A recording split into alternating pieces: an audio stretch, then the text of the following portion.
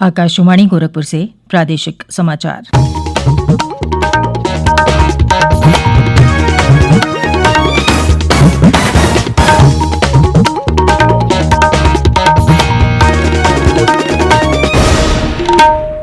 नमस्कार।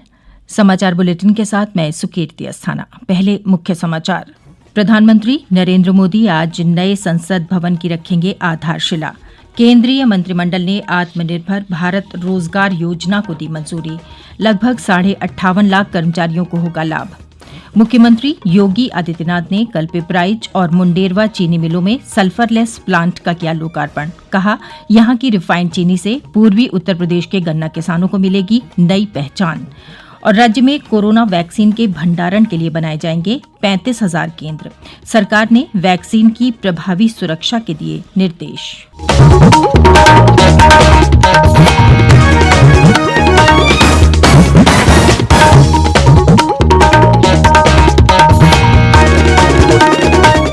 और अब समाचार विस्तार से। प्रधानमंत्री नरेंद्र मोदी आज नए संसद भवन का शिलान्यास करेंगे। नया भवन आत्मनिर्भर भारत की बुनियादी सोच का दर्पण होगा। नया संसद भवन आधुनिक तकनीकी सुविधाओं से युक्त और ऊर्जा कुशल होगा। मौजूदा संसद भवन से सटी त्रिकोणीय आकार की इमारत सुरक्षा सुविधाओं से युक्त होगी। नए भवन की सज्जा भारतीय संस्कृति, क्षेत्रीय कला, शिल्प, वास्तुकला की विविधता का समृद्ध मिलाजुला स्वरूप होगा। नए संसद भवन के निर्माण में हरित प्रौद्योगिकी का इस्तेमाल होगा और पर्यावरण अनुकूल कार्यशैली को बढ़ावा दिया जाएगा। केंद्रीय मंत्रिमंडल ने चालू वित्त वर्ष में आत्मनिर्भर भारत रोजगार योजना के लिए 1,584 करोड़ रुपए के खर्च की मंजूरी दी है। इस योजना की संपूर्ण अवधि यानी 2020 से 2030 तक के लिए 22,810 करोड़ रुपए स्वीकृत किए गए हैं। बैठक के बाद कल नई दिल्ली में पत्रकारों से बातचीत में श्रम और रोजगार मंत्री संतोष कुमार गंगवार ने बताया कि इस योजना से लगभग 58,50,000 कर्मचारियों को फायदा होगा। कैबिनेट ने आत्मनिर्भर भारत रोजगार योजना को मंजूरी दी है। हमने इस महामारी को कैसे पॉजिटिव बदला जाए इसके हिसाब से काम किया है। कोविड-19 महामारी के परिप्रेक्ष्य में इस समय आत्मनिर्भर भारत योजना एक तरफ एक नए रोजगार सृजन की ओर आवश्यक प्रोत्साहन दे रही है, वहीं दूसरी तरफ हमने सीधे उद्योगों के रूप में उनको वित्तीय सहायता भी पहुंचाने का काम किया है। श्री गंगवार ने कहा कि योजना के अंतर्गत सरकार 1 अक्टूबर 2020 से 30 जून 2021 तक काम पर रखे गए कर्मचारियों को 2 साल के लिए सब्सिडी देगी। सरकार 1,000 कर्मचारियों की संख्या वाले प्रतिष्ठानों के नए कर्मचारियों के लिए नियोक्ता के 12% के अंशदान के साथ साथ कर्मचारियों के हिस्से के 12% का भी भुगतान करेगी। सरकार की ओर से कुल 24% का अंशदान कर्मचारी भविष्य निधि खाते में किया जाएगा। कर्मचारी भविष्य निधि संगठन इस अंशदान को कर्मचारी के आधार नंबर से जुड़े भविष्य निधि खाते में इलेक्ट्रॉनिक तरीके से जमा करेगा। मंत्रिमंडल ने सार्वजनिक वाईफाई सुविधा प्रदान करने के लिए डेटा कार्यालयों के माध्यम से लाइसेंस शुल्क के बिना सार्वजनिक वाईफाई नेटवर्क लगाने को भी मंजूरी दे दी है।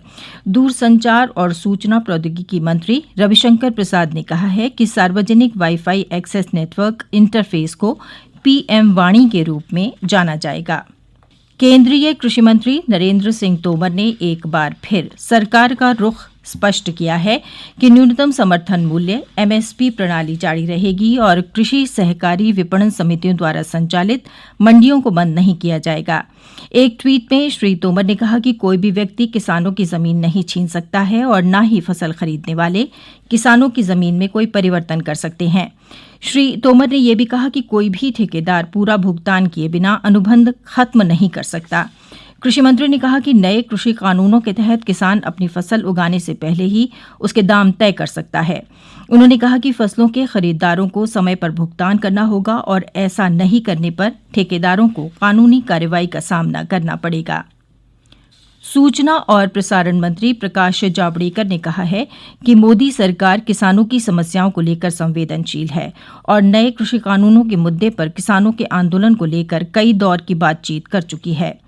कल नई दिल्ली में पत्रकारों से बातचीत में श्री जावड़ेकर ने कहा कि किसान संगठनों और सरकार के बीच बातचीत का दौर जारी है और ये संभवतः अंतिम दौर में है। सरकार ने 6 बार चर्चा की है और सरकार संवेदनशील है, बहुत जिम्मेवारी से और किसानों की समस्या के हल होने की दिशा में क्या किया जा सकता है, ये सरकार ने देखा है और इसलिए ये वर्क इन प्रोग्रेस है, hopefully in the last stage. ये समाचार आप आकाशवाणी गोरखपुर से सुन रहे हैं।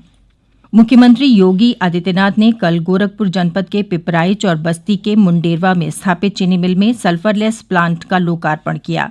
खराब मौसम के चलते मुख्यमंत्री मुंडेरवा नहीं पहुंच सके और उन्होंने मुंडेरवा प्लांट का पिपराइच से ही ऑनलाइन शुभारंभ किया। इस अवसर पर बोलते हुए उन्होंने कहा कि कोरोना काल खंड में भी 119 चीनी मिलों को चलाकर प्रदेश सरकार ने 1,12,000 करोड़ रुपए के गन्ना मूल्य का रिकॉर्ड भुगतान किया है। उन्होंने कहा कि पिपराइच और मुंडेरवा चीनी मिलें पहली मिलें हैं जहां सल्फरलेस चीनी का उत्पादन होगा, जिसकी आपूर्ति देश और दुनिया के बड़े बड़े होटलों और संस्थानों में की जाएगी, जिससे पूर्वी उत्तर प्रदेश के गन्ना किसानों की नई पहचान बनेगी।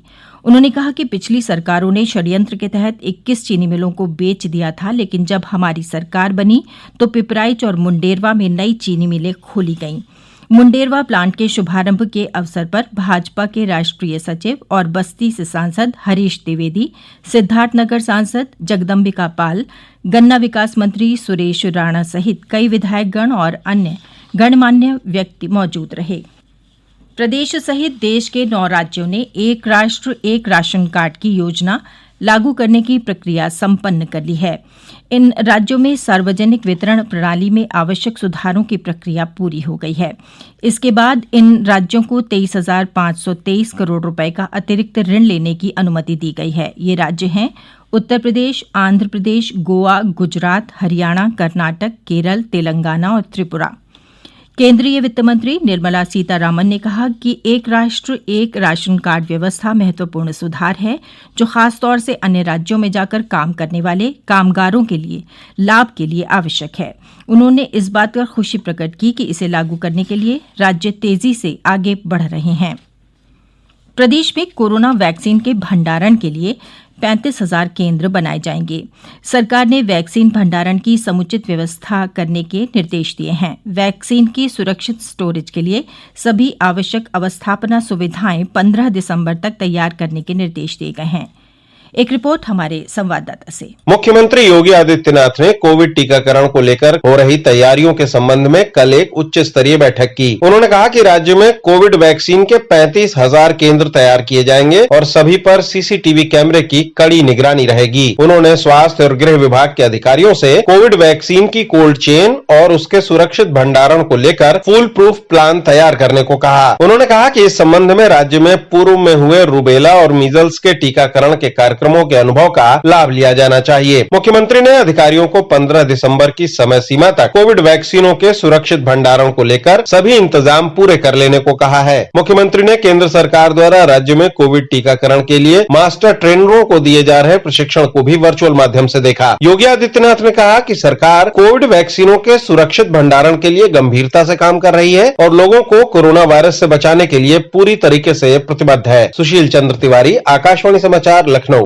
प्रदेश के विभिन्न जिलों में कल नवचयनित 3,209 नलकूप चालकों को नियुक्ति पत्र वितरित किए गए। मुख्यमंत्री योगी आदित्यनाथ ने लखनऊ में एक वर्चुअल कार्यक्रम के माध्यम से विभिन्न जनपदों में कुछ नलकूप ऑपरेटरों के साथ संवाद भी किया और नियुक्ति पत्र वितरित किए। इन नलकूप ऑपरेटरों का चयन उत्तर प्रदेश राज्य सेवा चयन आयोग के माध्यम से किया गया है। ये पहली बार है जब नलकूप ऑपरेटरों में 516 महिलाओं का भी चयन किया गया है। इस अवसर पर बोलते हुए मुख्यमंत्री ने कहा कि सरकार नौजवानों को रोजगार उपलब्ध कराने के लिए प्रतिबद्ध है। वर्तमान सरकार ने लगभग 4 लाख से अधिक लोगों को राजकीय सेवाओं में योजित किया, लगभग 15 लाख से अधिक लोगों को निजी क्षेत्र में और 1.5 करोड़ लोगों को स्वरोजगार से जोड़ने का कार्य किया है। और अंत में इस बुलेटिन के मुख्य समाचार एक बार फिर। प्रधानमंत्री नरेंद्र मोदी आज नए संसद भवन की रखेंगे आधारशिला। केंद्रीय मंत्रिमंडल ने आत्मनिर्भर भारत रोजगार योजना को दी मंजूरी, लगभग 58.5 लाख कर्मचारियों को होगा लाभ। मुख्यमंत्री योगी आदित्यनाथ ने कल पिपराइच और मुंडेरवा चीनी मिलों में सल्फरलेस प्लांट का किया लोकार्पण। कहा, यहां की रिफाइंड चीनी से पूर्वी उत्तर प्रदेश के गन्ना किसानों को मिलेगी नई पहचान। और राज्य में कोरोना वैक्सीन के भंडारण के लिए बनाए जाएंगे 35,000 केंद्र। सरकार ने वैक्सीन की प्रभावी सुरक्षा के दिए निर्देश। इसके साथ ही समाचार बुलेटिन समाप्त हुआ। नमस्कार।